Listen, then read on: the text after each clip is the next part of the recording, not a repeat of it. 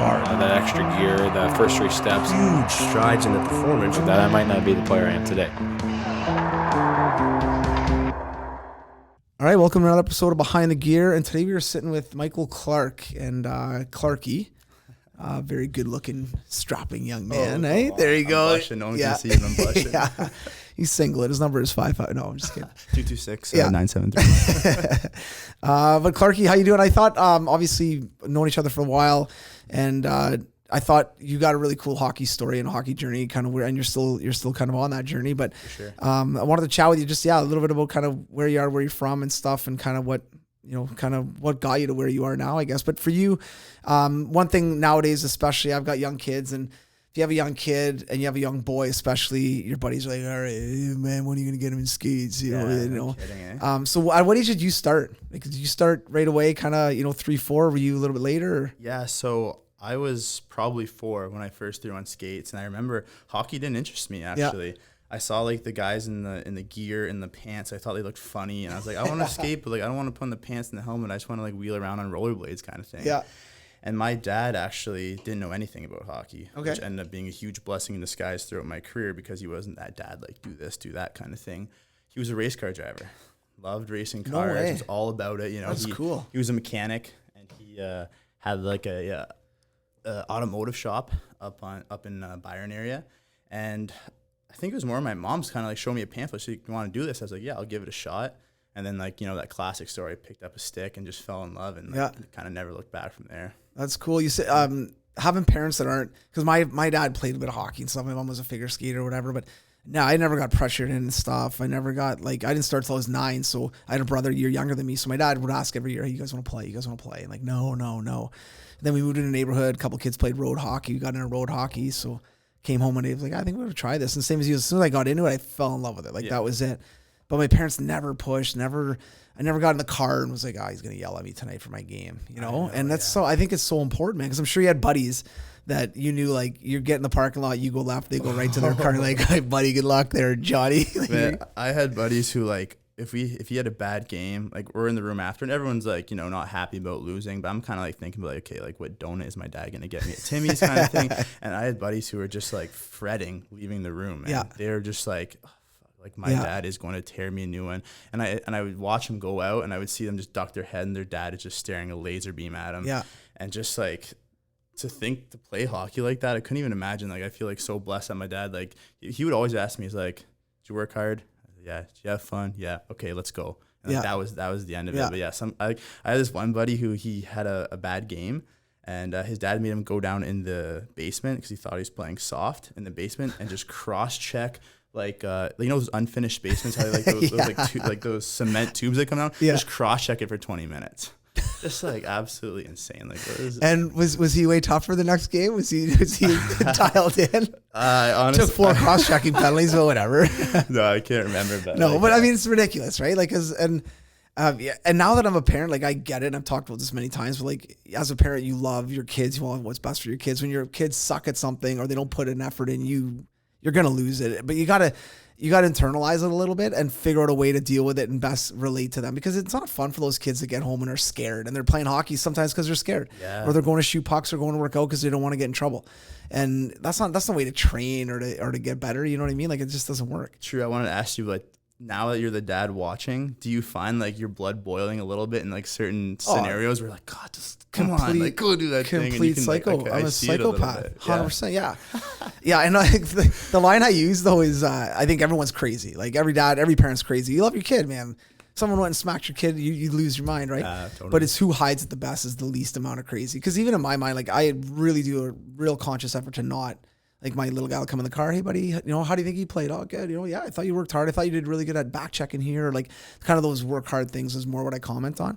But there's times when I'm like, man, you could have done so much better. Yeah. He's 7. So I just don't say, like, I really don't say anything, and I try. But yeah, like any parent out there, I mean, it's all normal feelings. You want your kid to do well, especially I'm very fortunate. Both my son and daughter are pretty athletic. So, nice. You see them run or you see them do stuff like even soccer. My daughter was like pretty like fast at soccer. But she would like, the kid would be crying. She was looking at the kid. I'm like how you can dominate. Go get the ball. Smell blood. Looking around.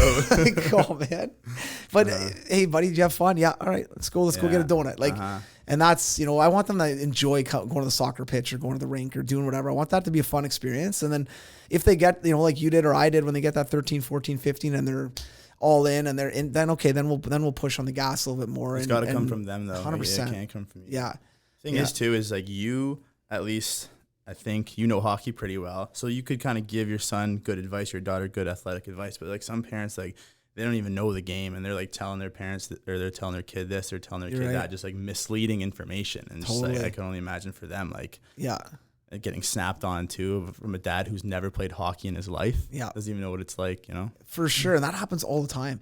And I mean, as a coach, you have them for maybe an hour or 2 hours, you know, in a day or maybe 5 hours a week. But the parents have them all the rest of the time for the most part, right? So that drive to the rink and drive home, they're just undoing everything that coach has done if it's the right thing. You know what I mean? And then you probably see it too. Like when I was working for you at TPH, when the kids would come through, you can tell the kids who want to be there, and you can tell those kids who are there because their mom and dad are like, "You're going to hockey camp." For sure. They're not even excited to come to hockey. Yeah. Like they're kind of like, shit, like I have to go and do hockey today. Totally. But I really think the special ingredient in everything, like no matter what, like if it's skills or whatever, you got to be excited to get to the rink and work. Yeah. You know, when I think about my hockey career, all the times I'm doing my best is like when you're just like, you get up in the morning, you're like, I can't wait to get to the rink, see the guys, get to work.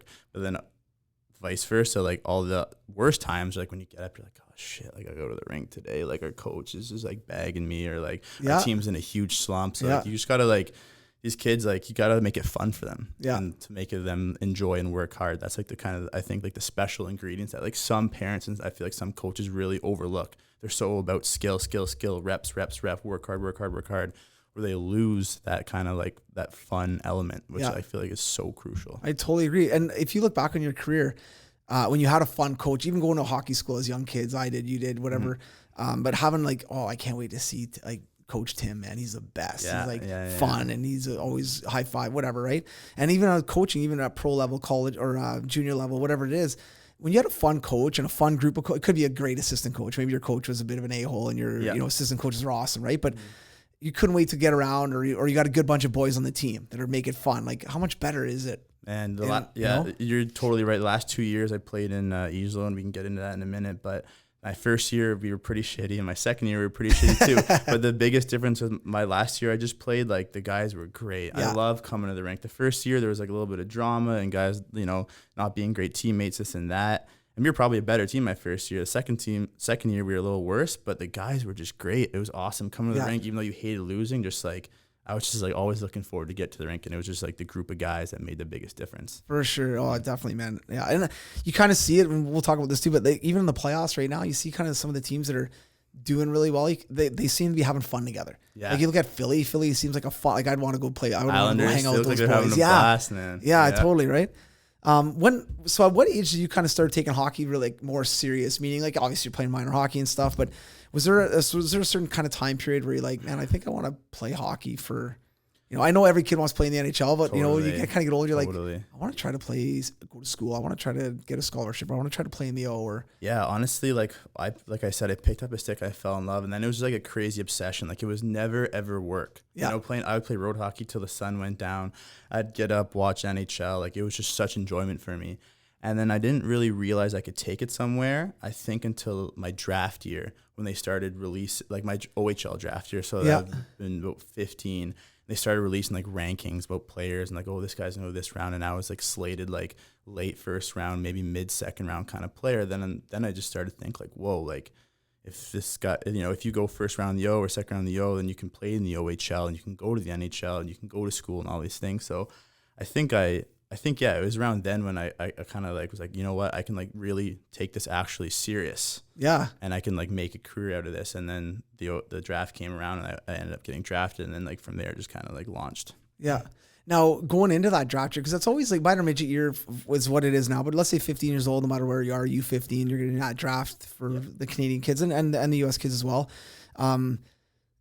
Who was kind of advising on that? And I don't mean like this, maybe you did have an agent, I don't know, but like your mom and dad weren't dialed in probably as far as like, okay, well, you're going to go to the O, you're going to do this, you're going to do this. Like probably asking questions a little bit, but did you have like a uncle, friend, advisor, somebody that was kind of helping you with that? Because it's always a cumbersome time. And I think a lot of parents get overwhelmed by it where they're like, I've never played, man. I don't know what to do next. Right. Yeah. And now you're getting junior B college, you're getting, come to this prep school, you get all this stuff. And parents get inundated with stuff. They're like, I have no idea what to do. So did you have someone that you kind of leaned on, or someone that you kind of asked questions to kind of help you navigate through a little bit? Yeah, definitely. It was actually my cousin, Matt Clarke. Okay, yeah. He was about 6 years older than me, I believe. So he actually was a walk-on with the London Knights. Yeah. And I was the biggest Knights fan in the world. Cool, back in the day, really I was cool. a super fan. So he walked on to the Knights when he was like 17, and he played a few years with the Knights. Awesome, yeah. And so he kind of went through that landscape. He knew, like, go to this camp, don't go to this camp, maybe entertain this, don't entertain that. So he kind of had, if I ever had like a question or a concern, he's kind of just said, like, he kind of guided me through that little bit of, like, because you have the unknown kind of. No one really knows. Oh, should I not go to camp and wait for NCAA team? Is this OHL team good? Should I look at this junior B team? So he was the kind of guy, my mentor, the kind of guy that I looked up to, like, early in my career. I mean, still do today, but like back in the day, man, he was like the guy that I always looked. It's huge though, yeah. Because that's one thing I try to tell parents is, and surround you and your kids with some good people that.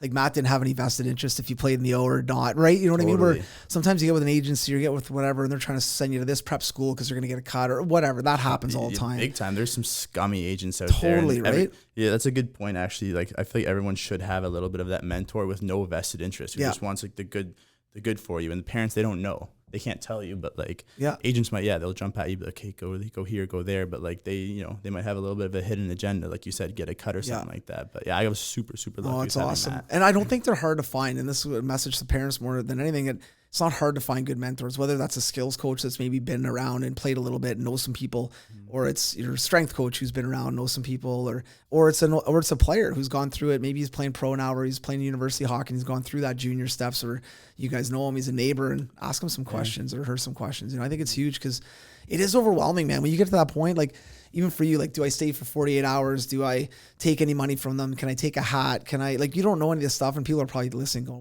what's he talking about? But any of this stuff could like jeopardize NCAA. Yeah. And, so there's so many things to navigate. Do you know what that official ruling is on NCAA? Because I want to speak wrongly, but I'm pretty sure it's you're right. Yeah. 48 hours at a junior camp, and you lose your eligibility to NCAA. Well, what it is like, let's say you get drafted to, for you, for instance, it was Windsor, correct? Yeah. Okay, so then you go to Windsor. You're not going to travel back and forth that night, so you're going to stay there for 48 hours. They're going to put you at a billet's house or whatever, right? Yeah.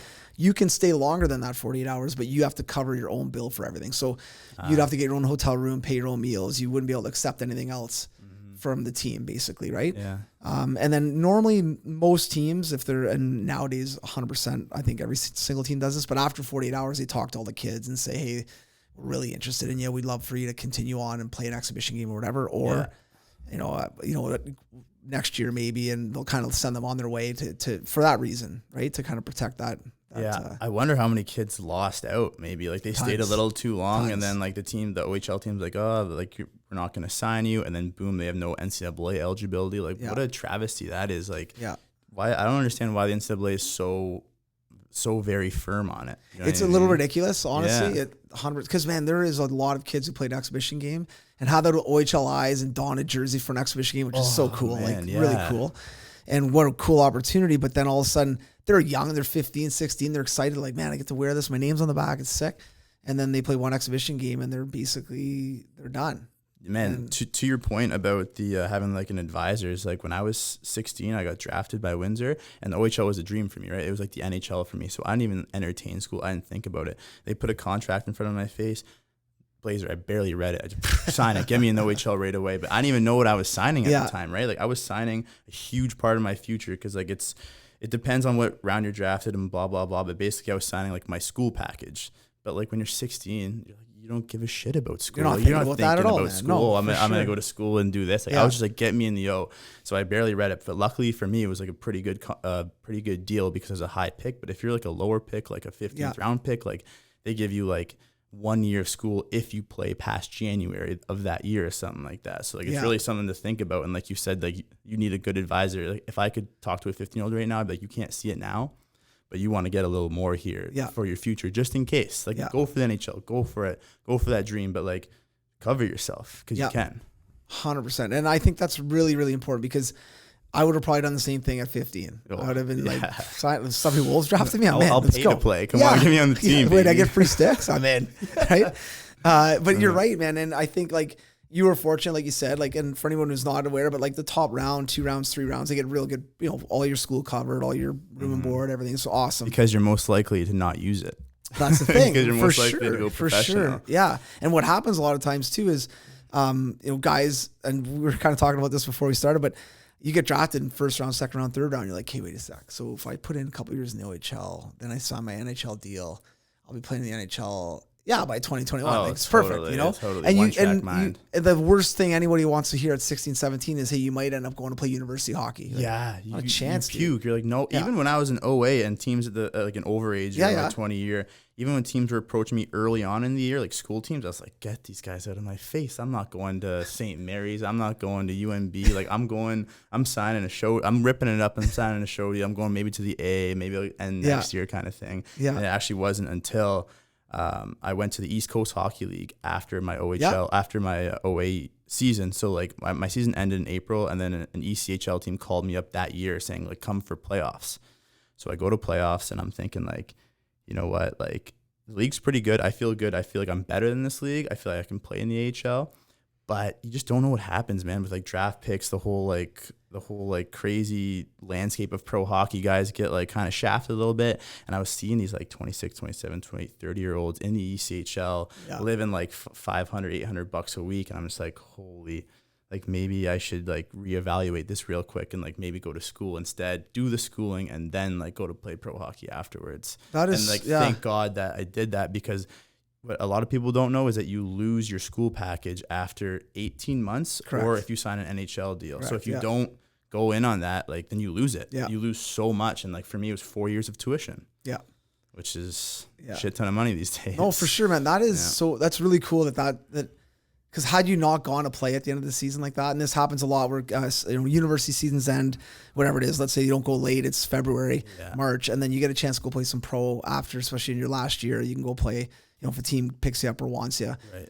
But what a cool opportunity for you to kind of, because the pro life is awesome, but at, you're right out of junior hockey, you're 20 years old. I mean, you're looking at a 30-year-old with 3 kids, 2 dogs, and a U-Haul, and you're like, I don't want to be that guy, man. Diploma, you know what I mean? Where it's just scary. I mean, it's not like you can't be successful without that, but it's just like for me, it was like very daunting, and I'm just like, you know what? I think like maybe school would be a good option. Now, was that a tough decision to make as far as with your peers and your buddies and different things like that, as far as saying, I'm not going to go play in the East Coast League? Because even if you went and played in the East Coast League, you'd be looked at differently, like, oh, he's playing pro, man. It's good, right? And then also, like, so was it a tough decision to make, even just like as a competitive guy?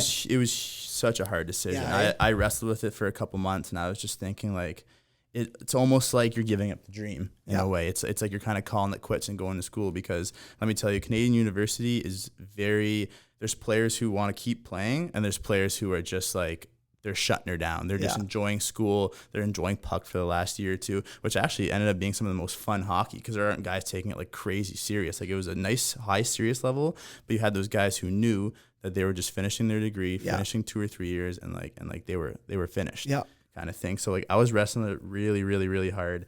And like I said, I think it just came down to, I just looked at my future and I was thinking like, pro hockey's going to be there. Like I do my school, and I did it in 3 years. I just said like, I'm going to rip through it. And then when I'm 24, I'll be graduating and get back into pro hockey. But that was always maybe not a promise to myself. Oh, that was your goal, to keep myself going. I was like, I'll get that degree, and then boom, I'm back in pro hockey. I'll lose 2 or 3 years, but like fuck it, like I'm just gonna go to school. And school was like such a fun time too, man. You get the university experience, which is like unbelievable. Yeah, so fun. No, it's good. And I like the way that's the biggest thing with university is some guys, maybe they shift their goal as they're in there, and they're like, you know what, I'm just going to get a job. And, I met a girl. And it was just totally cool. Yeah.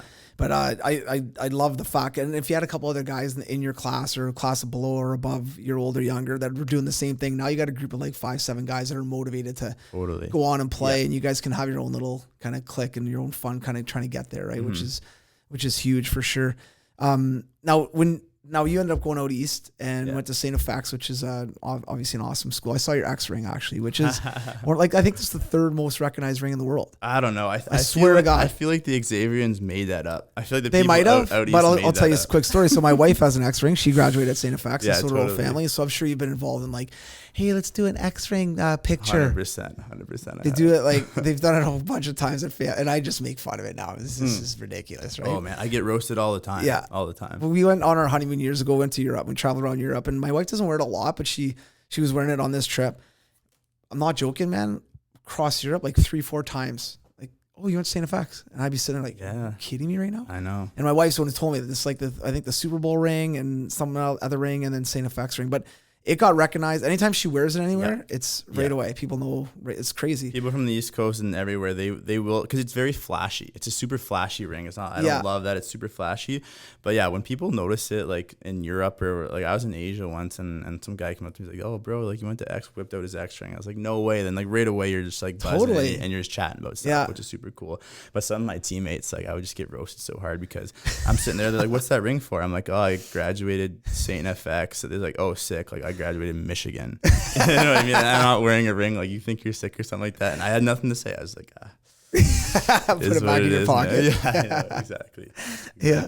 But the East Coast is unreal. Like what a good, like cool. And I know before I went out there to coach for a year. And honestly, man, if you asked me about the East Coast, it'd be like Newfoundland. Everything's just a clump of like, I used to think that too. PI, Nova Scotia, like that meant nothing to me. Yeah. I knew what they were. New Brunswick, they're all provinces, but I don't know. It's a clump of, it's all Newfoundland. Yeah. Like, anybody from out east saw it's a Newfie. Like now you realize how insulted they get, right? It's so different. But man, being out there, I'm like, it's beautiful. Number one, but unbelievable people, and just a fun. Yeah, where did you coach out there? St. John, New Brunswick. Oh, really? With the Sea Dogs. Sea Dogs. Yeah. There were you like an assistant? Yeah, assistant coach out there. Oh, no way. Well, Jacques Beaulieu got the job right from here. Right? Totally. So when he got the job, he called me, and I was doing some stuff for him at the time or whatever, and he's like, "Hey, would you come out and coach with me?" And at the time, I was just done playing. I was living in town for a year or two. My business sucked. I wasn't making any money. I had a house, but I was like, man, what am I doing? And then he asked me to go, and it was decent money for just a 1-year deal to start. I'm like, you know what, man? So I just rented my house, packed everything up in my Jeep, and I just drove out and went and coached there. Yeah, I bought rented a $300 apartment right by the rink. And there'd be weekends though, like, and before I went out there, I didn't know anybody. My grandfather's from out there, so I'd been out there a couple times, but a couple of my buddies are like, that I played out there and stuff, like, Blazer, like, you think we drink a little bit now? You're never, it's crazy. Like, yeah, whatever, you know. There'd be weekends, man. I'd pull in on like a Friday for our game, like 10 early in the morning. Yeah, my Jeep would not leave the parking lot till like Monday at practice. I would just cab back in and pick it up, and it's like, it was just like, not that we were, but it's just like after the game you go and have some beers, and then it was awesome. It was such a social, very fun. Yeah. There was nothing going on Monday, Tuesday, Wednesday, Thursday, but Friday, Saturday, Sunday. They get after it. Yeah, they get after in the East Coast, man. They can booze. Yeah, I've never seen. It's crazy. What year was that? That was in 07. So 06, 07, I think it was. Yeah. You guys any good? No, it was second year of their team. Oh, shit. And now Jacques was a really like motivator. He's hard, like really, really hard on the guys, but squeezed a lot out of that team. Like the team actually did really, really well, and started to put some pieces together that ended up winning the Memorial Cup. So some of the guys were on that team. Right, 'cause they did win what, a couple years. Yeah, a couple years. Like when the young guys were in their 4th, 5th year. I remember they were wagging that. Yeah, they were really good. And that kind of started with Jacques and what he put together there. But then I got asked to renew the next year, but with my business and different things like that, we had a bit of different coaching styles and philosophies. So I was like, you know what, I think I'm gonna go back to London. So it was awesome, unbelievable. Like I'm really glad I did it, because I also got an opportunity to see if coaching is what I wanted to do. Like, do I want to get fired every 2-3 years and try to get another job and travel around and get, you know what I mean? So I was like, maybe not right now. I think I'm gonna focus on what I'm doing with the skill stuff and the business, and then maybe I'll get into coaching later. And I'm glad I did it, because it really opened my eyes to that world, and I got a lot more respect for coaches and how hard they work and what they do, you know. So it's it's crazy pressure, and they live that player, like kind of like that life where they're traveling around, like where they have a family, kids. You get fired, you're out of there. Then you go to the next city, you take your kids out of school, you know, take your wife wherever she is, and I feel like no one really almost respects that. Yeah, that how hard that part of life is. You know what I mean? And the coaches, at the end of the day, like they say, they can't play the game. So if your team's like sucking, like there's only so much a coach can do. So if your team's sucking and you get moved, it's like, that's got to be tough to take the kids away and just move to another city kind of thing. Where here you got like a nice thing going where you can just kind of stay in one spot. You don't have to worry about someone knocking on the door saying you're out, and you're going to Toronto now, or you're going to Montreal or some shit like that. No, it's so true. And the other thing too is, you know, when you look at what a coach does, man, it's it's a lot. Like it's a full-time gig on top of the games and the travel and everything like that. Whereas when you play, you're like, man, go home after the game, have some food, have a beer, go to bed, get up in the morning, practice, go do yoga, play video games, whatever. The coach is like videos and just video. It's a grind, right? All year. So and then they got to manage like 25 guys, right? And like I've learned from all these years, like you can't keep everyone happy, man. Even on like the top teams, like. No one wants to play fourth line, really. Like maybe a guy in the show who makes $1 million happy to be there is happy, but like in junior and pro, like no one's trying to be on the fourth line. No one wants to be that sixth defenseman. No one wants to get scratched. So you're constantly dealing with an unhappy person. Someone's coming in your room right now, looking across, saying, "Why am I only playing 10 minutes tonight? For sure. Why am I doing this?" And you have to deal with that constantly. Yeah, you're right. Yeah, you're right. Or their agent, right? Now it's their agent. Totally. All that kind of shit, for sure. Definitely. Now, when you so went to St. FX, obviously had a lot of fun there. Had a real good 3-year career there. And then how did you kind of transition from that to pro after that? Like, were you starting to line stuff up in your third year when you knew that you were going to graduate and start seeing what's out there, what's available? Yeah, definitely. This is an interesting story, and I got really lucky. We'll put it that way. I got a bit of a golden ticket. So a guy on my team in my second year, or was it my first year? It was my first year. He was an average player. He wasn't bad. He wasn't like an all-star stud. Yeah. Because like in CIS or in university sports, hockey, like to get to pro, you got to light it up pretty good. Like you have to be a bit of a stud to get anywhere, and no one gets into the top leagues. Even if you get 100 points, like you might get a 2A AHL, ECHL deal, but like no one goes to like sick leagues in Europe or anything like that. And the guy out of nowhere, an average player on our team, signs in Germany in the top league. I go, how did this guy get there? Like he's nothing against him, but he's just he's not a superstar to sign there. And I just asked him, like, so man, like how did you get there, man? Like let me know, what's the secret?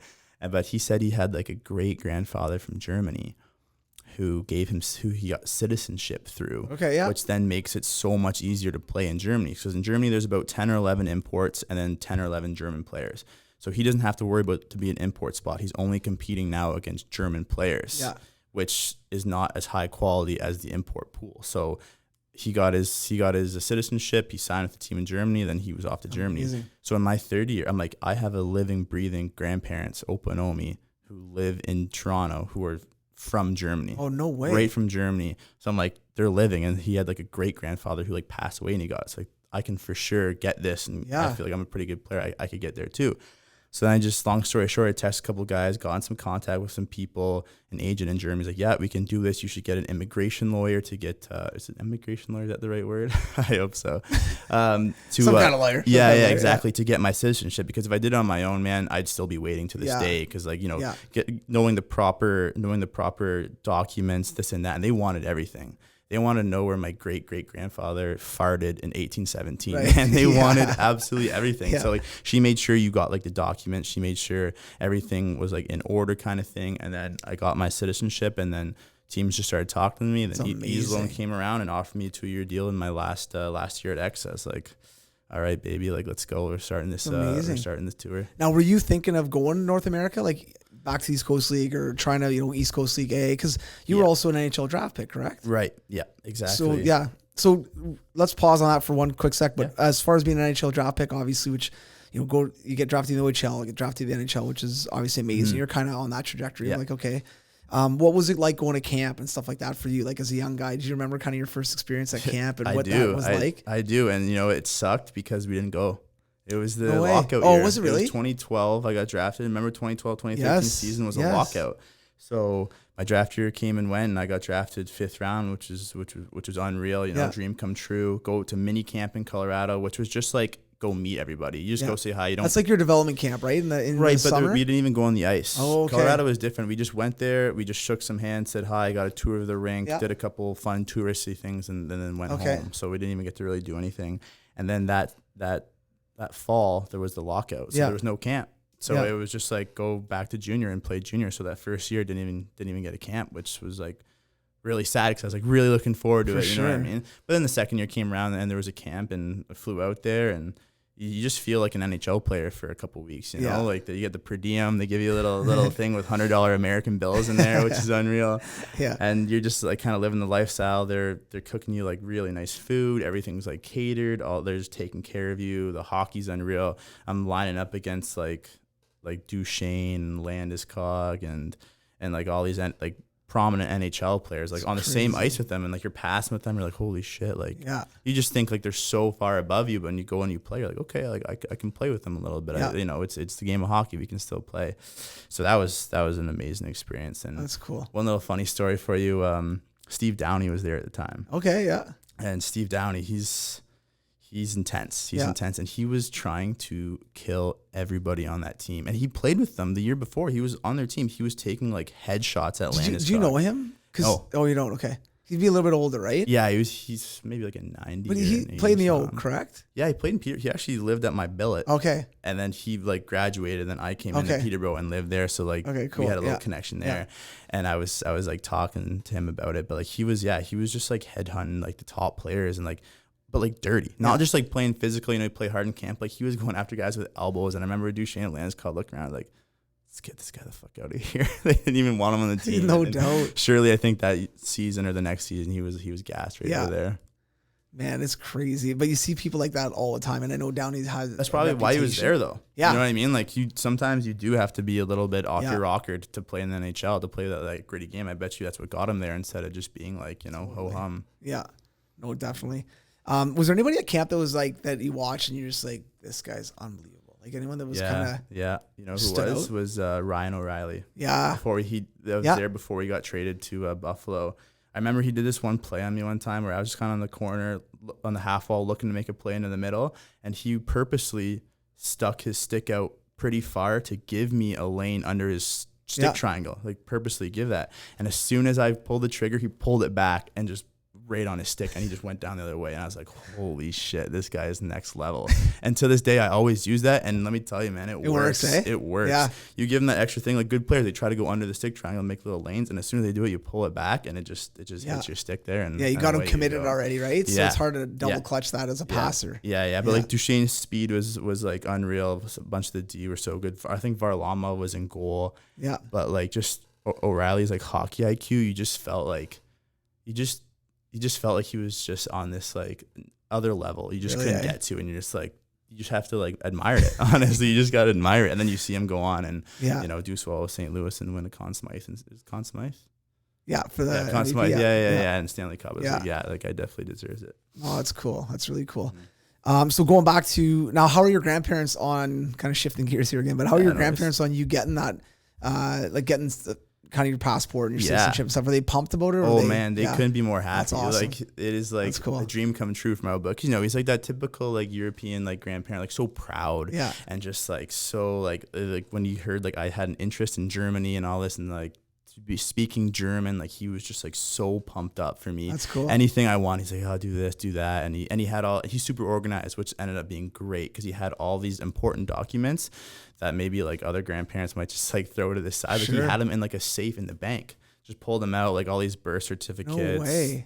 You needed death certificates too of his like parents. Like that was important too. So he pulled all that for me. He got it for me, and it was just like, he visited me last year. Just like so thrilled. You That's know amazing. I mean? So it was. Do they go back to Germany, or like how they? Yeah, he must have goes family back. and stuff there. Yeah, exactly. That's cool. Because man, he left Germany like post World War II, right? So like he was in Germany. He was probably like 10 years old when the Second World War ended, and then I think stayed there for 5 or 6 years. So like went through some shit there for sure. Like the stories he has about like the country, the state of the country. So I feel like I wouldn't say the world forgot about it, but like, you know, the world kind of like took care of that whole issue, and then just like, okay, Germany, like see you later. When they were like in ruin, in big time ruin. He's got some like interesting stories about that. I can imagine. But then he came to Canada, and interestingly enough, he came to Canada with his wife and had my mom, and they applied for Canadian citizenship a month later.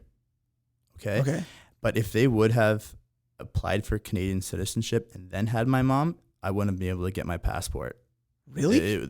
For some reason, it was such an important detail. They were so avid on it. Because your mom was German then. Which ended up passing to me. But it wouldn't have passed to me if they got their Canadian citizenship and then had my mom. It would have been like blocked off or something like that. So like it's crazy how life works, man. Like and they just did it off of a whim. Like, oh, we should probably get our Canadian citizenship now after we had Karen. That's my mom's name. That's crazy. So it's like, fuck, like imagine it didn't. Like where would I be now, kind of thing. That is really cool, actually. Just fate, man. Yeah. And now, as far as like, how was the league and stuff when you went over there? Obviously played high level in the OHL, played in East Coast League a little bit, which is obviously a great level. The other thing too, quickly on U Sport and CIS and like university hockey in Canada, a lot of OHL players look at it as, like you kind of said, as a step down. Totally. Yeah. Man, let's be honest. Some of these OHL teams treat their players unbelievably, like mini NHL, right? Yeah. So some of the CIS teams are a step down for sure, just the Big facilities and all that stuff. Yeah. But for some of the guys, it's a step up. Now they're like, if they play junior B or junior A tier 2, it's a step up for them. So you got a mixed bag, right? Yeah, I can speak to the U Sports and then the Dell after. So the hardest thing about going to U Sports was like two things. Is one is like you had to be a student too. Yeah. So you had to balance that lifestyle, which is really difficult for some guys because you're just used to you get up, go roll out, eat some breakfast with the boys, maybe work out, go home, nap, practice at 1, game all night. Like that's kind of like what I did in my last year. And then all of a sudden you're going to like 8 a.m. class and you got to be dialed in and you haven't been to school for 3 or 4 years and the prof's up there talking about calculus and you're just like, fuck, I should have gone pro. But like you have like those moments, right? So like that was really hard to like balance like that. And then the second thing, which is really hard, which I found really hard because I get really pumped up by crowds. Man, I love skating out in Warmies, seeing the crowds, just like the roar of the crowds, just like gets you going. It's like why I play hockey. And the U Sports, man, it is thin. And the East is better than like OUA. St. Fax isn't terrible, right? It's like not bad, but like we're talking like 600 fans. Yeah, it's true. You know, on a big night, 1,000, maybe like the biggest. I think they hold like 1,800 or something like that at the Keating Center. You're not getting 18. You're not coming to London and getting $9,000. You're not getting $9,000. You're not getting $7,000 kind of thing. So and oh man, I'll never forget in PEI. We were in PEI and we roll out for Warmies, and this is like my 3rd game. And there is not a single soul in the stands, not a single soul. And some guy behind me just goes, "It's a sellout." I just wanted to skate off the ice. I was like, God, this is where my hockey career is taking me. Just like an absolute dive. But like, so that was really difficult too. Like getting yourself going for these games, like was sometimes like hard. So, you know, you had an assignment due, you had all this going on. You're thinking about like some party, and then you got to go and you got to perform too, because it is a high level. Actually. Like there are teams in that league. Like I would say, and I can't speak to OUA or the West because we never really play them. We only play them in nationals for like 1 elimination games, right? So the East was like 7 or 8 teams. We had 8 the first year. St. Thomas folded, so we had 7 teams. So you get a pretty good rivalry going with these teams. You play them 5 or 6, 7 times a year. So it's just like a league of 2nd and 3rd line grinders from the O or like Q or Dub. So it's super hard because you don't have those first line super skilled guys, but they kind of float. They're not too hard to play against. They just kind of go up and down. And like you don't have those 16, 17-year-old inexperienced 4th line guys. Everyone can play. Yeah. Everybody made their career off blocking shots and hitting, and all of a sudden they're all on these teams, all 1, 2, 3, 4 lines. And so they're just coming at you. They're hitting. Everyone's blocking shots. It's the most physical hockey like I've ever played by a mile. Yeah, definitely. And there's a bit of like school pride on the line too, which I thought was a really cool element of it. Like you get that. So sometimes in pro, like guys, they don't care. They're getting their paycheck, or in the O, guys just want to get to the NHL, them. But in school, it's like no one's getting traded. No one's going anywhere. This is who you have for the next 4 or 5 years. This is your school. Like, let's go. So like I found like that hockey, like that's kind of what got me going in the U Sports. But like I said, man, like the no fans, that was super difficult sometimes. A little depressing. Yeah. So then as we can transition into the Dell, which was awesome for me, is that we get there and like there's fans. There's so many fans. Like, oh, like I'm back here. Like here we go. What would you average roughly fan wise? Like at your home games, let's say. Whereabouts in the Dell? Yeah. You know what? It really depends where you are, because where I was in Iserlohn, this rink, this barn, man, 4,000 people could fit in there, but they would jammed. Ram it. It would be like what's the junior B rink called here for the nationals? The one right here. Yeah. The Highbury rink. Highbury rink. It's same size as Highbury rink because it is the Olympic ice. But like, what do they put in there? 2,000. Yeah, probably. Same size, same everything, but they ram 4,000 people in there. Like you look in the crowd, it's just like a head on a head on a head on a head kind of thing. Like they ram it, which is unreal because it's small. It's so loud you can barely hear yourself. Yeah. But then you go to another rink and it's like an NHL rink. Okay. Cologne's rink, Lanxess Arena, 18,000 people there. So actually this year, our very first home opener, and we had a rivalry with Cologne. So they're an hour away. They call them derbies there. And for home opener, they don't usually sell out, but it's home opener, so they sold out 18,000 people on Friday. Sunday rolls around, it's our home opener. It's like this tiny little barn, 4,000 people in there. So just like the difference in like some arenas are just crazy. Like Berlin has like an absolute unbelievable NHL rank. And then Wolfsburg has like this little 4,000 seater too. So there's a big discrepancy in the arenas, which kind of makes it fun too. Yeah. You know what I mean? I like those barns. I like going to like old school barns that are like really loud. Yeah. And like the German people, man, they go nuts for sports. Cool. They love it. They it's kind of like soccer. If you ever watch soccer, like they show up super early. We couldn't even get a parking spot at our own rink. We had to like park on the street because the fans are there 4 hours before boozing, just having a good time. No way. Yeah, it's insane. And the fact that our team wouldn't give us parking spots for the players is a whole nother subject. But yeah, we're all parking on the road for our own games, and they're 2 hours before. Yeah. But yeah, man, they bring like drums, they bring flags, they have all these chants, and the roof's all closed in, not like soccer where they have open stadiums. So it is loud. It is so loud in there. It's deafening. You can't even hear yourself. But like that makes the hockey super fun. And they chant all game long though. Like nothing will be happening. It'll be like 10 minutes left in the second period, and they'll just have this chant going and like really, really, really loud, and like the drums are roaring too. So it's like it's super fun that way. Yeah, that is really cool. Yeah, a very, very cool experience. Man. If anyone's over there, like you should get to a European hockey game because it is a blast. And like they do it for everything though. The German people, they're seen as a very like, I don't know, maybe a stern, like kind of like they keep to themselves kind of thing, people a little bit. But when they get into sporting arenas, they go nuts. They love it. They go so hard. I went to a women's volleyball game one time. I'm just thinking like, I love volleyball. And I'm just thinking like, it'll be like, I'm just thinking Canadian style. Like it'll just be like 200 people there in a gym, just kind of like golf clapping kind of thing. Sure, man, I get in there and that place is electric. Really? They got a light show. They got a guy pumping everybody up. They have a guy all dressed up with a top hat and a cape. They have a drum section where they're just beating drums, like going nuts. And by the end of it, I was cheering. I was like, you're weird if you're not standing up and yelling. That's cool. That's what the standard is there. So it was so fun, man. They do it right there. Turn anything into fun, right? I feel like Canadians, they're too like in sports, I don't know, they're almost like nervous to really, really cheer like really hard, like most people. I even found in like the Budweiser Garden now and nights, like they only kind of cheer in a fight or a goal or whatever. But like these people, man, like when like sports get going, like they lose their mind. And it's a lot of fun. That is cool, and it's fun for the athlete too. Like imagine those even volleyball, like you don't normally see that, which is it's cool. The biggest time I noticed it actually is see the fans there. They actually have a huge pull, which is kind of wild to me. Like they have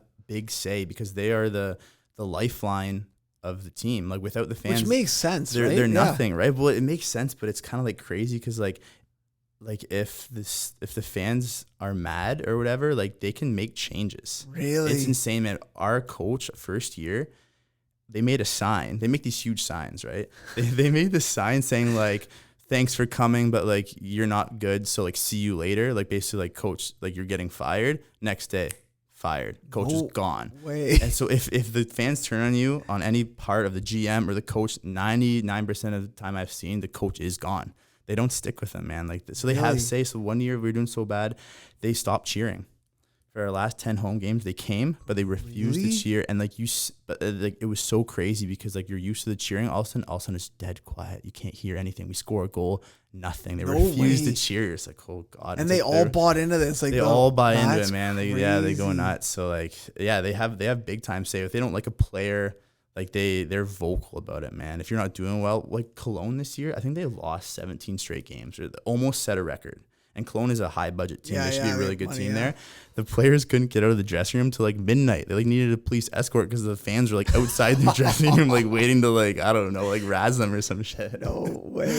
It's a little wild sometimes. Have you ever walked out for warm up and just like scan the stands just to see if your name's on any of these signs? Oh, totally, man. You always, and it's always in German too. And like I've been trying to work on my German a little bit, but sometimes you don't know what they're saying. And like they have these big German signs, so you just lean over to the other German guy like, what are they saying there? Like, what is it? I see my number on there, but I don't know what they're saying. Yeah, exactly. And man, they have like, they're a bit of hooligans too. Like, not all of them. There's like great fans, obviously, but like there's fans that they just show up and like they fight. Like they hate each other. Like you'll look up in the stands and you'll see they have to have those things in soccer, like the stewards, separating them because they'll go at it. And you just see them all giving each other the finger, and they're giving each other the finger back, and like they'll be like throwing shit. And one guy, like he got banned for life from going to games because he was like fighting people.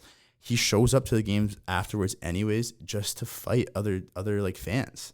Like in the parking lot. Yeah. Like it's crazy, man. It's like the hooligans in soccer, man. Like No way. Yeah, because they view like Iserlohn, like if you're a fan of Iserlohn, and this is like just some of them obviously, but they call themselves like the ultras, like the hardcore fans. It's like they identify with our team name was Iserlohn Roosters. Like that's their city. Like that's them. Like if you're insulting our team, you're insulting me. It's like they take it super, super personally. So like that, it just makes like a new intensity about it. You know what I mean? If we beat like our big rival Cologne that day, like they're on top of the world. They're so excited. You know, they're walking around the next day at work, like with their chest out kind of thing. But like when we're losing, like they're depressed. They're like, we're nothing kind of thing. So it's like, it's a whole nother level over there. It's kind of crazy how they take their sports. And it's kind of like soccer. If you ever see it in soccer, like, but on a way less scale, obviously soccer's way bigger, but the same kind of ideals they carry there. If you're from Iserlohn, you support Iserlohn kind of thing. With all your heart. There's a bunch of, like they're all proud people, right? And very, very proud of their sports. They go to every single game, some of them, 52 games. They'll train 8 hours in Munich. Really? They'll go here, they'll go there, man. Yeah, it's their thing. It's their thing. They're super fans. But, you know, they make a huge community around it. They love it. And I would imagine it'd be pretty fun. Imagine you grab a bunch of your buddies and you're just like supporting this one team and you're just going like getting banged up all the time, watching games, cheering, yelling at people. It could be okay. Yeah, definitely. If you look at it that way, it's I'm good. I'm good with it. Yeah, I can see that. Definitely. That's hilarious, man.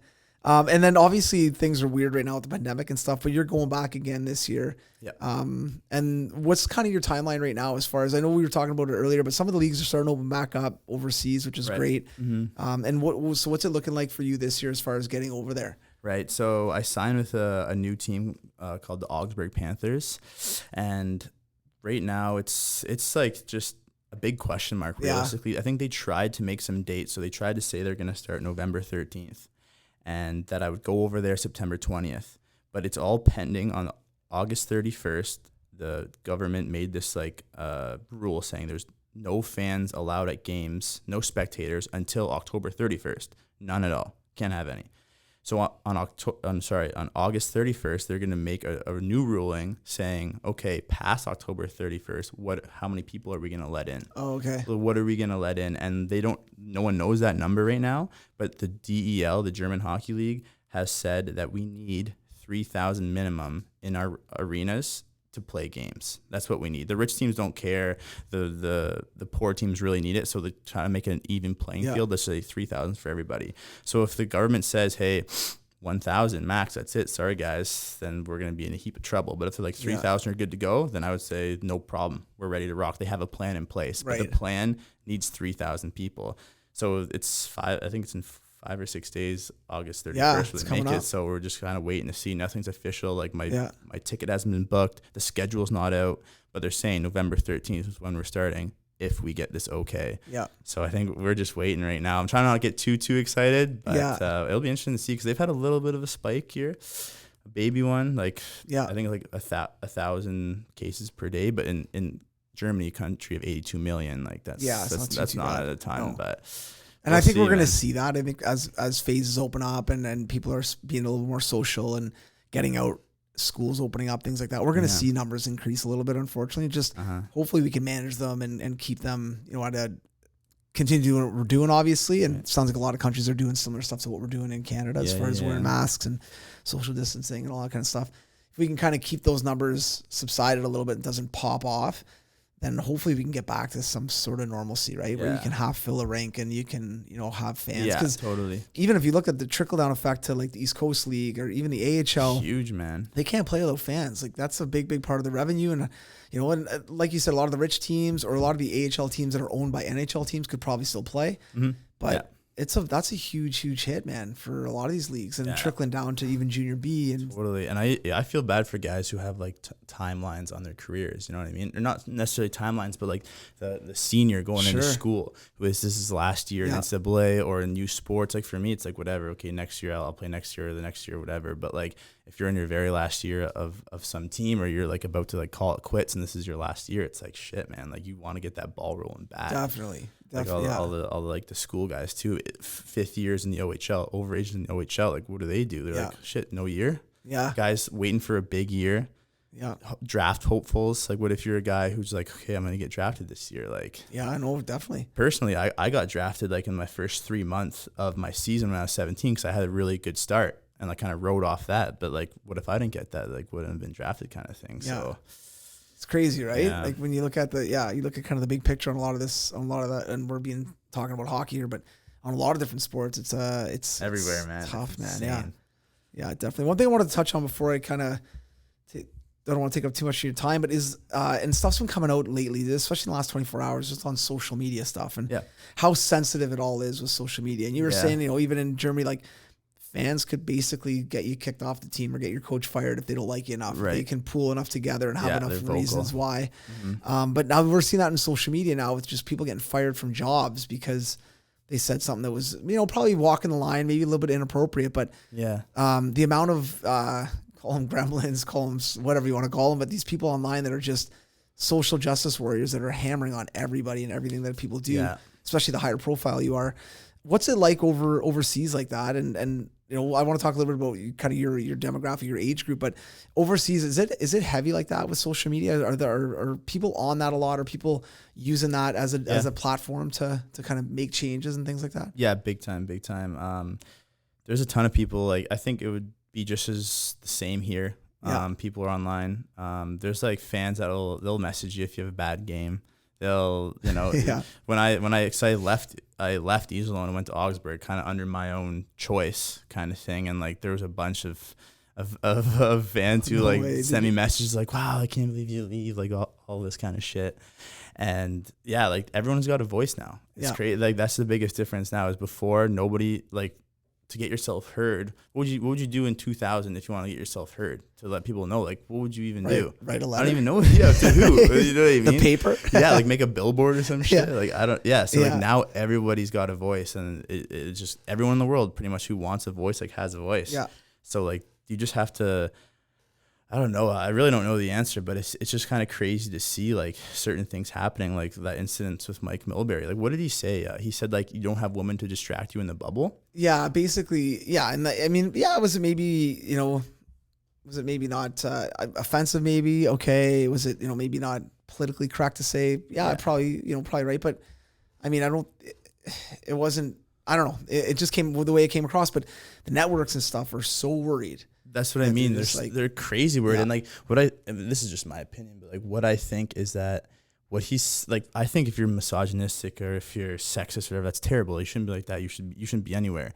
But like this like comment this guy made, I just thought like, was it the wrong thing to say? Yeah. Was it insensitive to say? Yeah, it was. Should he lose his job for it? I just think that's like way overboard. Like he didn't like disparage women or anything like that. He just said the woman will have you distracted. You could say that about women in a bubble of their own. You can't have guys that would distract them. I don't know. I just thought kids are distracting. Yeah, I just thought that was like one of those things where it's like, whoa, man. Like it's getting to a point where it's like, what can you say? Can you say anything at all? Like I said before, you should never make like these misogynistic comments or anything like that. But I thought that was just like a kind of like a funny joke or something like that to lose your okay, fine him. Suspend him for like a week or whatever, give him a slap on the wrist, but to like fire a guy over that, it's just like, wow. Yeah. You got to look at what you're saying these days. And then how fun is media now? How fun is like when you can't really say anything? Yeah. You got to walk the line on everything because if I go one way or my too opinionated. If your tongue slips on like the littlest baby thing now, like exactly. It's easy not to say something crazy like that one guy said the F word over the air the other day, the football or the baseball announcer. Oh, did you hear that? No, I don't think I did. No, man, you should check it out. Yeah, he just said a homophobic slur on the air. Really famous guy. Like, you should check it out. And he's gone, and he should be gone. Realistically, like that's something easy to not do. But like a little like, oh, the woman not distracted in the joke is like, damn, man. Like, like I said, that's just It's weird though because I think it gets lumped into like one big pot sometimes, and it's just you cross this like perfect line that we have, and basically, and we've had 17 messages saying that you should get fired. So, that mob mentality of people being like, this is disgraceful. I can't believe you said it. And it's insane. And even, going through this whole pandemic, I had to push away from like looking at news articles and tweets and stuff about the pandemic because it was too much. Yeah. It was crazy. Like I hardly look at news anymore. Just like I try to stay updated, but it's like they're almost just like playing on it. They're loving it. They're like the headlines are like Trump is gonna like get rid of democracy if it's the last thing he does. It's like you were just trying to like get people riled up, and people love it. They buy into it. Realistically, there's obviously concerning news you need to like turn to, but they like the news like. They love that. The positive headlines don't get the views, don't get the likes, don't get the shares. It's like that negative, the world is falling, the sky is falling, Chicken Little kind of thing that like that's what gets everything going. And people know that, so they just keep feeding it out there. And it's just kind of like a vicious storm almost. Yeah, no, definitely. No, it's so true though, man. Now you're kind of your age group and kind of being that generation that grew up more with technology and different things like that and social media. Do you find that you have a lot of like hockey buddies or friends that are vocal online that are going, you know what I mean? Like do you see a lot of that going on, that kind of jabber back and forth and kind of getting on guys, getting on girls for certain things that they're saying? For me, not a ton. I feel like the guys like that I like hang out with and our buddies, like we more or less just kind of stay out of it. Yeah. Because we know it's kind of like a thing you can't win unless you're out there like just like trying to do good things and try to make good change. Like that's great. I have a couple buddies who are about that, but I don't really have buddies who kind of, they just know like if they try walking the line or they play with fire, they're going to get burned. So if they're trying to like rouse people's opinions, you can't fight with people online. You know, people, they're so hard to change their mind. They're just kind of got one track minds kind of thing. So for the most part, like I just stay out of it personally. You know, I have my beliefs and stuff, which I think are right. And I just kind of keep those to myself unless I see someone like doing something crazy, which I think is really wrong. I would speak up, but I would never just kind of like throw my opinion out there just to see who's going to fight me on it. You know what I mean? Cause that's what people do. Some people are bored. They just want to fight. Yeah. They just want to like, you know, get on their keyboard and just see like who will disagree with them. And like, I just think that's a stressful way to live, man. Oh man, I can't imagine. We have enough stress sometimes and like different things. Like I worry about taking shots of the puck to the face and like this and that. I just want to relax when it's the off season. I don't want to beef with anybody kind of thing. Yeah, no, totally. And you deal with like parents all the time who are probably like in your ear about this and your ear about that, and they're just like, oh, I don't want to. Yeah, I'm the same. Like the last thing, I'll give my opinion to someone if I'm talking to them. Right. Even like there's been times where I've been typing up a text to send to somebody, like maybe you're getting not into it, but like pissed off about something. So I'm calling them.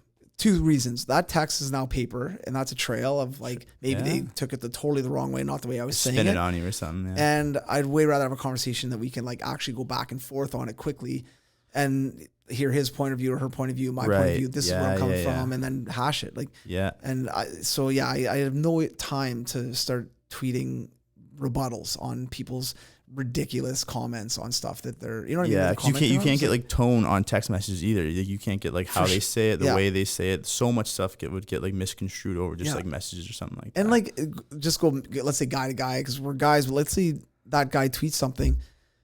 I'll bet you $100 right now, and 100% of the time, if I saw him in the bar, he would never say that to me. Oh yeah, you know, and I haven't had a lot of issues online, but I'm just saying, like, anything, knocking right? guys out at seeps or what. Basically, you know, somebody said that, like, this is really how you're gonna. Yeah. Oh no, I was just joking around, like. You're an idiot, totally, man. You know, like, do you ever see Avery on Instagram and stuff? No, so I used to watch him with his bike, stuff like that. Like he loves it. He loves that confrontation. He loves getting people's gears. And he played like that. Now he's doing it in real life. Just like it's unbelievable. Some guys just built that way. But I heard he was all over. Was it Milbury? He was all over a couple different people on like over the playoffs and stuff like that. He's been on guys like media guys and all this stuff. So I don't know if Milbury was one of them, but. Yeah, he's been like very vocal on certain things. So I haven't checked it out, but a couple of the guys are saying like, yeah, you gotta check this out. Like he's razzing a little bit, like ripping, like just ripping on people. You see Berkey on the Hockey Night in Canada? No, I didn't. Oh man, are you watching it? Yeah. So I'm guessing with kids intermission, like you go do shit. I just sit on the couch and watch. No, totally. Like I'm in and out, or we've got company in town this week, so I'm kind of like I'm watching games, but I'm jumping out for 10 minutes. I'm back, so I haven't sat and watched which I do enjoy Hockey Night in Canada and things like that. It's interesting to see what they say. They got BX on there, who I think is really cool. The stuff he's saying is really interesting. Like he makes like points, like he said the other day, like. It's easier for a lefty to one-time a lefty pass than it is for a lefty to one-time a righty pass because of the spin of the puck or something like that. Okay. And I never really thought about it until he said that. Then I was trying to think all the times I've been on the power play, I would prefer a lefty to pass me the puck than a righty. If I'm on my one-timer side and I want a one-T, I'm thinking, I would want a lefty too. I was like, that's an interesting point. Yeah. But what I was saying about Berkey is like, you should see him out there. His face, he's just like, he's always so angry. Oh, he's looks, angry. yeah, If he's on yeah. TV, it's like smile, man. But like that's his like persona kind of thing. Yeah. And he's just like very like stern and He's like, almost very, too much though.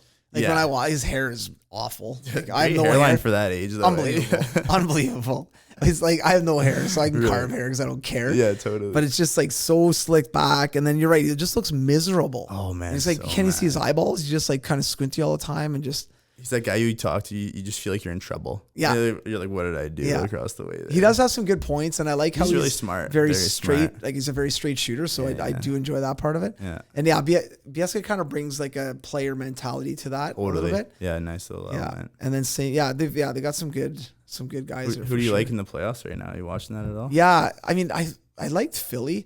I have a bit of a soft spot for. I did too. I did like Philly as well. Yeah, I thought they were a didn't bit of play a dark well horse. the other night, but they seem like a fun team. They seem like they're like, and they got, They got tons it all. of firepower. They got skill. They got yeah, a goalie now. They have some Yeah. good D. yeah, totally.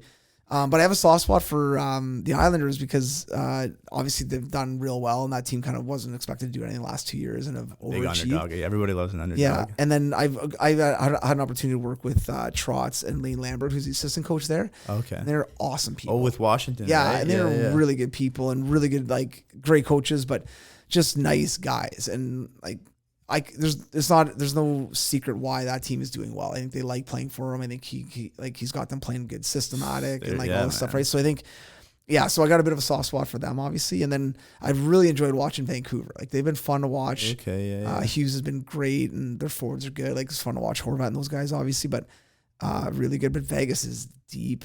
Like They're wagon too, yeah. eh? So and Colorado's fun to watch just because. Yeah, man, you can't like rule. I feel like it's just anyone can yeah. heat up and win it, eh? Like I can Totally. see of the teams left, like there's not a team I can see who's like, okay, this team's not gonna win it. No, Like, same. Tampa can win, Boston can win. The way the Yeah. Islanders are, Philly, Yeah. like why not? You go to the West, like Vegas, obviously. Vancouver just smacked them Yeah. last night, and then who's on the other side? Oh, Dallas, like Yeah. fucking Dallas, Yeah. Ice Cannon kid. How good is Shit, he? man, Right? He's so good, it's insane. Crazy. Just jumps up the ice like it's absolutely nothing. Like that skating ability. Oh, is it's like, nuts. Well, you had him, McCarr, man. Hughes, like as D-men, even Krug. Like they're just like every team's got one guy that Girardi on McCarr, obviously, but even Girardi on the Avs. Like just they can wheel, little defenseman, not even little, just they can wheel, move, Yeah. head up, very shifty. Like It's crazy where the game is going right now. Yeah. Like, where's it going to be in 10 years? Like, you go 10 years back and then 10 years now, it's like, yeah, I don't even know. You would probably see it more than I with, like, the kids. Because you, like, brought up, like, those kids, like, Konechny and, like, Suzuki and stuff. And, well, I like, think even what's going on now, I think the biggest thing, like, I mean, when you were young, did anyone ever talk to you about deception and throwing eyes, right? never. No, that was same. just a thing you just had to learn on your Yeah, own. some guys had it, some guys didn't. Well, now that's like Totally. hammering that. Shoulder check and scanning the ice. Like we do it a lot, even with you guys on the ice. Like before you get the rim, look up ice, make sure you know what's going on. Like check around, Oh, right? Which I man. never like get knocked out once a game by just getting a suicide pass Oh, because you weren't looking, 100%. right? Yeah. So that's all evolved. So now you're seeing a guy like a Hughes or McCarr who, they got eyes in the back of Done their it all head. their They life. know what's going on. Yeah. That's hockey for them is doing that. So I think the young kids now are going to even be more of just aware and on ice awareness. The biggest thing though I find that separates guys, and as they get to like kind of that junior to playing any kind of pro is like the work ethic, being a good person, being like, you see it, like good human being. Yeah, You know what I you need mean? that big they all have time. skill and stuff. And then if they get high end, then you add that deception and Yeah. even the toughness, even being able to like take a puck, block a shot, take a hit to make a And play. just like the speed of the game too, because I see kids out there who can do better T-drags than me and throw a backhand shelf and like doing through the legs like crazy, like so skilled. But then like you throw them in the game with like a guy on them like pushing them like really fasting and like they just they can't make that play anymore. 100%. And that's huge. Like I think there's got to be some toughness too. And I'm big on this with families I talk to and stuff. I think that starts at like 2, 3, 4 years old. And not I don't want my kid to be tough because he's going to play hockey or football or whatever. I just want him to be a good human being when he's older, you know? Yeah. So teaching him how to, you fall, you get up. But You know, you got I'm you got to go through that adversity. And Totally. I see this. I'm not a dad, so like, what do I know? But like, guys on my team like have kids and stuff like that, and some of them just like baby them like no other I've ever seen. I'm like, I don't. Yeah. Like, you want your kid to like, you don't want to abuse your kid or anything crazy like that, but you want them to go through like a little bit of adversity, a little bit of shit. I actually used to be such a soft kid. I'm still pretty soft, but like a pretty soft kid. But when I was like 6 or 7, this is like stuck with me forever. My teammate, we would like play mini sticks in his basement, and the dad there was an older brother. The dad would send the older brother down to beat us up. Yeah. Like, hey, go toughen those kids up a little bit. So we'd play mini sticks, and all of a sudden at the top of the stairs, like the big brother was there, like 3 years older than us. And we'd be like, oh shit. He'd come down and he would just kind of wail on us, give us some body shots, push us around a little bit. I'd be crying the first couple of times. Then like a few times in, like usually we kind of would try to gang up on him a little bit and get back at him. But like that, like right there was kind of like, stick up for yourself, man. Like it's a tough world out there sometimes. You got to like take a few punches and like keep going forwards. But I just feel like some of these kids, like they're so babied and they're good at hockey, and like the parents do anything for them. And like you see it, some of these kids coming up, they're such divas. 100%. You know what I mean? Yeah. They're just like everything they've ever wanted, they've been given. And like if they don't get it, like they start pouting. Yeah. No, it's so true. And I think it's even just letting your kids talk for themselves. And, you may not have to send them to the neighbors to get beat up by the older brother, but that's one way. I like it. I'm not opposed to it. I know. Right? No, but I think like even wrestling, like now a parent, watch, you can't wrestle here. Like, watch the pointy corners. Like, no way. Like we have a mat, not a mat, like this big floaty thing that our neighbors gave us. They had it for a family thing, and they gave it to us for the week, so it's in a pool or whatever. And my wife and I are sitting there, and our 2 kids are on it. They're jumping on it. They're just standing on it. My wife's like, "Hey guys, no standing on it." And I look at my wife. I'm like, "Worst floaty ever. Like this thing is you can jump on this thing. It's awesome. Like how can you even hurt yourself? They're standing on it, and I understand like you could slip and bang your head off the side of the. But I'm like, and this sounds terrible. I'm like Jenna, the odds of them dying from falling and banging their head are very low. The car ride home is more dangerous. It's fine, yeah. So I'm like, come on, man. So it's fine, but then let's teach them how to be a little bit safer on it. Like, get it away from the side of the pool. Make sure you're not like pushing and shoving and whatever, right? Yeah, totally. Like, yeah. And obviously things have changed from like when I was a kid. Like I always joke all the time that I used to get driven to the rink and my dad would be smoking in the back of the car with the windows up, or in the front of the car with the windows up, right? Like old school, shirt over your nose, like So on the way school. to a hockey game. Like, Yeah. my dad would be in jail right now if he did that. Some Totally. psycho saw him and took a video of me being in jail, right? So, I mean, things have, for good reasons, have changed, and we're trying to correct things as we go. They're gonna keep going. But there's certain things I think that like, you fall, you get up, you gotta, somebody asks you a question, I'm not answering. As your dad, you're answering because they ask you a question. Like forcing them to like, and even messing up. Like we've had our kids mess up before. I'm like, you go say sorry. You gotta go talk to them. Did you hear some like thing about like coaches not being able to yell at players anymore? I heard some rumblings of like they were gonna try to bring it into junior hockey. Constantly just changing, like, man. Well, I hope that day never comes, because it is junior hockey. You're 16 to 21 years old. Like you're not a man, but like you become a man. I would say you go in as a boy in junior hockey. You went through it, right? Yeah. Oh, dude, I was in Windsor, man. Like some of the things that were said to me, like you can't repeat, and just like, but like good things. Like some guys you would see, it would kind of like bother them or break them a little bit. But for me, it was like, it grew me thick skin. And I'm so happy that they did that. Like I got absolutely torched. You're getting torched in front of the team too. You go in video and they'd be calling you every name in the book. And I was like, oh shit. Like just like, but now like any coach says anything to me, it's just water off my back. I don't care. I go and play the next shift kind of thing. So it's helped me big time through my career and in life. I was gonna say life, right? Yeah, like when if some idiot tries to like berate me for something or whatever, like it just doesn't even faze me, man. But like other people I see, they're getting ripped and like they just shut down kind of thing. It's like, man, like you got to be able to like take the hits and kind of keep rolling. Yeah, I know for sure. And I think no yelling. Yeah, well, that's what's happening though. Well, I don't disagree with that, but I think there's times where you got to get on kids and you don't have to swear in the right and yell way. and, Don't like berate them, but totally. But you got to be on them. And even as a parent, you're going to yell at your kids. You're going to get on them a little bit. You have to. But I think what we're creating though is like kids can't fail. They get passed through. Yeah. Everyone gets a ribbon. You can't yell at them anymore. You can't hit them. You can't spank them. Right. So, okay, that's fine. Then they graduate, they move on, they get a house and they can't make the mortgage payment. They're not getting a pass on that. Right. Like there's no passes after that. So your credit card's delinquent. You can't make your car payment. Like you don't just get a free pass. You got to figure it out. So now I don't think we're helping in some situations, helping these kids. Like my daughter, last year, I think it was, all of them got a medal at the end of the year for soccer, but it was like, it wasn't really, it was a little tournament at the end of the year, whatever. Anyways, got a medal. And my daughter's like, should everybody have gotten a medal? I'm like, no, not everyone should have gotten a medal. She looks at me like, throw it out the window. Yeah, you don't deserve that. Right. But then I explained to her, I'm like, no, like everyone got it. That's fine. But like, no, you get it if you win. And if you don't win, you don't get it. And if you're upset about not getting, like, we were in a tournament, my son didn't win. And obviously the team is upset. I'm like, guys, like, you're upset about not winning. That's okay. You should be upset for not winning. That's fine. Do you guys have fun? Yeah, you had fun. Well, then how do you get a medal? Well, we got to win the final game. I'm like, yeah, you got to win. Like, got to win the final game. That's motivation. Go yeah, get and that if you medal. didn't, that's okay. Yeah, it's totally fine. Like, but just these like lessons you're trying to, you know. And I'm not saying I'm doing it perfect or doing a great job with it, but you're just trying to like not. I'm sure you're doing a good job. Well, I'm trying to get my kid now from like 7 years old to 20. I don't know how to do that. I'm doing it day by day. But like, yeah, no shit. Eh? And then with social media and all the stuff we talked about, like we have my wife's sister's in town, so she has 3 daughters, and one of them is 12. So I'm looking at a 12-year-old, and I'm like, oh man, like I don't know if I could do 12 with my daughter. Like I just don't like, you know, they're Buddy, they're like young women. I know. You're I mean, like, beating up boys left, right, and center. Why is your dad here again? Just hanging out at the lunchroom. What's going on, guys? Girls, what's up?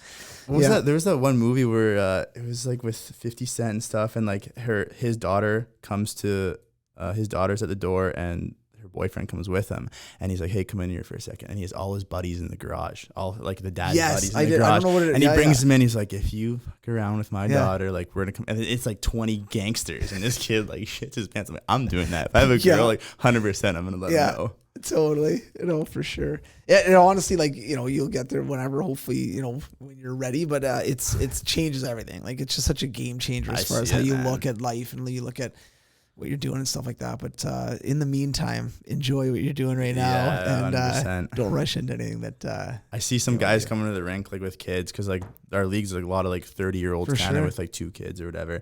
And man, sometimes they're just looking like zombies, you know, because they have a newborn who didn't sleep through the night, and they got to go to the rink and perform. I'm just like, maybe I will hold off till I'm done hockey, because like I'm big on sleep, man. I fucking love sleep. So like, and I heard it just goes. So like, yeah, no, for keep sure. sleep, man. Yeah. Well, listen, buddy, really appreciate you coming by. This is awesome, and sharing some of your experience and stuff, which is great. So, and we wish you the best of luck, and we'll try to maybe check in again, have you back on in another, even after this year, because I know I'm really hopeful that everyone's gonna be able to get back and play, and whether it's November, December, January, and get at least some sort of a season in. Yeah. But it'll be interesting to see what that season's like, because it's gonna be different than all of our seasons our whole life, right? So it's gonna be something that's gonna be a weird. It'll be an interesting story to look back on in years. So no man, thanks for having me on, and hopefully next year I'll have some more stories for you. We can chat again. Definitely. All right, thanks, buddy. All right, thanks, pleaser. To kind of raise that bar. That extra gear, the first 3 steps. Huge strides in the performance. That I might not be the player I am today.